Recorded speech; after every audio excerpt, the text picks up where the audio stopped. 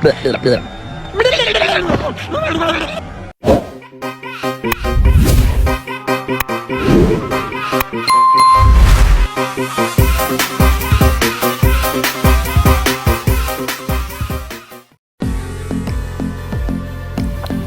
साथी हो, फेरि पनि वेलकम छ एनदर भिडियोमा। सो अस्ति हामीले एउटा क्लिपमा देखाइसकेको थियौँ, रात परेको थियो र दाउनेको जाम पनि कटिसकेको थियो र भोलि बिहान भयो। सो साथीहरू, हामी अहिले धान खोलाको उकालो चढ्दैछौँ। यसै क्रममा म हल्का तपाईँलाई क्यामेरा घुमाएर देखाइदिन्छु यहाँको प्राकृतिक सौन्दर्य। हेर्न सक्नुहुन्छ, चारैतिर हरियो छ, वन पहाडले ढाकिएको छ चारैतर्फबाट। यो क्लिप मार्फत हामी भन्न सक्छौँ कि नेपाल प्राकृतिक सौन्दर्यमा कति धनी छ भनेर। सो हामी आउट अफ टपिक नजाउँ, अहिले हामी खाली गर्नेतर्फ जाँदैछौँ।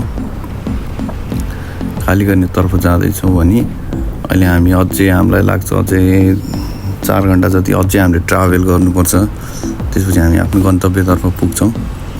हामी चाहिँ अहिले खास कोलपुर जाँदैछौँ, कोलपुरको दाना फ्याक्ट्रीमा, जुन कि दाङबाट पनि अझै अलिकति माथि छ। सो सोही क्रममा अझै हामीलाई 2 घन्टा जति राखौँ न दाङबाट। फाइनली 18 घन्टाको यात्रापछि हामी हेटौँडाबाट नेपालगञ्ज दाना फ्याक्ट्रीमा आइसक्यौँ।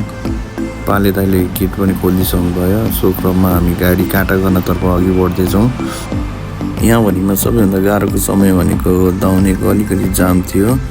पानी पर्दाखेरि चाहिँ गाडी अलिक चढिरहेको थिएन, चिप्लिरहेको थियो भने फेरि घाम लागेर बाटो सुक्दाखेरि चाहिँ धुलोले केही पनि देखिरहेको थिएन।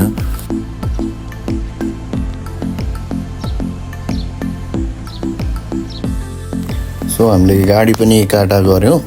काँटा भन्नाले कस्तो हो नि, यो तपाईँको गाडीको तौल गरेको, जुन कि हामीले उताबाट ल्याएको मेटेरियलहरू हुन्छ, र मेटेरियलहरू त्यो इक्वल क्वान्टिटीमा छ कि छैन भनेर हामीले यसको लागि काँटा गर्नेछौँ। यसरी नै हामीले गाडीलाई अब पार्किङतर्फ अगाडि बढाउँदैछौँ। साथै तपाईँले यो फ्याक्ट्रीको नजारा हेर्न सक्नुहुन्छ, जुन कि यो हामीले देखिरहेको दृश्यमा 3टा च्याम्बर छ। हरेक च्याम्बरमा फ्याक्ट्रीलाई चाहिने र मेटेरियल छुट्याएर राखेको छ। सो हामीले गाडी साइड लगाइसक्यौँ। सो यसरी नै मेरो लेफ्ट साइडपट्टि हेर्नुहुन्छ भने होइन, त्यहाँ चाहिँ हाम्रो गाडी खाली हुने ठाउँ हो। त्यो पोर्सन, त्यो पोर्टमा चाहिँ हाम्रो गाडी खाली हुन्छ। गाडी खाली हुन अलिक टाइम लाग्नेछ, किनभने कामदारहरू अहिले खाना खान गएको छ होइन। सो अलिकति अब वेटै गर्नुपर्छ, अरू केही उपाय नै देखिरहेन होइन। हामीले गाडी पार्क पनि गरिसक्यौँ र भर्खरै खाना पनि खाएर आयौँ। मेरो साथी आइस चाहिँ रेस्ट गरिरहेको छ भने अब म चाहिँ यहाँ गर्मीले अब सुत्न सकिरहेन होइन। बाहिर एकदम गर्मी छ, साथै पर्दा लगाए पनि अब घाम चाहिँ छेक्न सके होइन। जे होस्, अब गाडी 1 घन्टापछि खाली हुन्छ कि भन्ने आश छ। छिटो भएदेखि यहाँबाट निस्क्यो भन्ने अलिकति रहर छ। म चाहिँ तपाईँलाई गाडी खाली हुने गोडाउन देखाउँदैछु होइन। यो गोडाउन भन्दा ठुलो रुम जस्तो हुन्छ, जसमा आएको मालहरू छ त्यो सबै यसमा खाली हुन्छ होइन। सो तपाईँ हेर्न सक्नुहुन्छ है, ठुलो भण्डारा हो कि।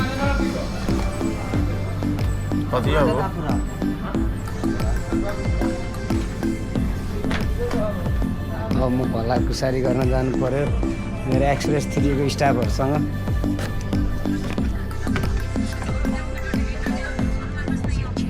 दिपक आऊ, यतैबाट